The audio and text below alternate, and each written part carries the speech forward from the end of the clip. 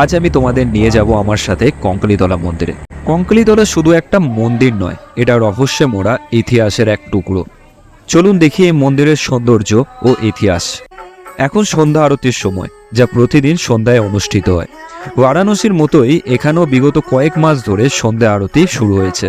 মানুষজনের ভিড় দেখে খুব সহজেই বোঝা যাচ্ছে যে মানুষ কতটা ভক্তির সাথে এই সন্ধ্যা আরতি দেখতে ছুটে আসে দূর দূরান্ত থেকে। কঙ্কালীতলা হলো 51টি শক্তিপীঠের মধ্যে একটি, যেখানে দেবী সতীর কঙ্কাল পতিত হয়েছিল বলে কিংবদন্তি রয়েছে।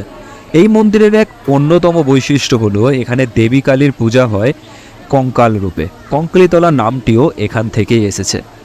মন্দিরে প্রবেশ করলে দেখতে পাবেন এখানে প্রতিদিন প্রচুর ভক্ত এসে দেবী কালীর পূজা দেন।